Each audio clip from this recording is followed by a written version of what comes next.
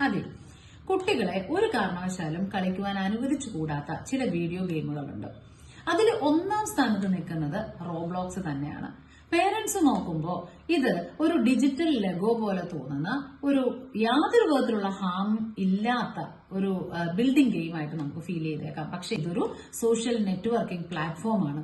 ഇവിടെ open ചാറ്റില് സ്ട്രേഞ്ചേഴ്സുമായിട്ട് communicate ചെയ്യാനുള്ള അവസരങ്ങൾ ധാരാളമുണ്ട്. ഇൻഅപ്രോപ്രിയേറ്റ് ആയിട്ടുള്ള ഒരുപാട് കോണ്ടന്റ്സ് ഇതിനകത്തുണ്ട്. ഇതിനെല്ലാം ഉപരി നമ്മൾ ഒന്ന് നോക്കിക്കഴിഞ്ഞാൽ മനസ്സിലാക്കാൻ പറ്റുന്ന ഒരു കാര്യം, ഏറ്റവും കൂടുതൽ സെക്ഷൽ എക്സ്പ്ലോയിറ്റേഷൻ ഉള്ള സാധ്യതകളുള്ള ഒരു മീഡിയമാണ് റോബ്ലോക്സ്. കാരണം കൊച്ചുകുട്ടികൾ മുതൽ ഏത് പ്രായത്തിലുള്ളവരും സ്ട്രേഞ്ചേഴ്സ് ആയിട്ട് കിട്ടുന്ന ഒരു മീഡിയം ആകുമ്പോൾ നമ്മുടെ കുട്ടികൾ ആരോടാണ് സംസാരിക്കുന്നതെന്നോ അവര് ഈ കുട്ടികളെ എന്തിലേക്ക് ലീഡ് ചെയ്യുമെന്നോ പോലും നമുക്ക് മനസ്സിലാക്കാൻ സാധിക്കില്ല.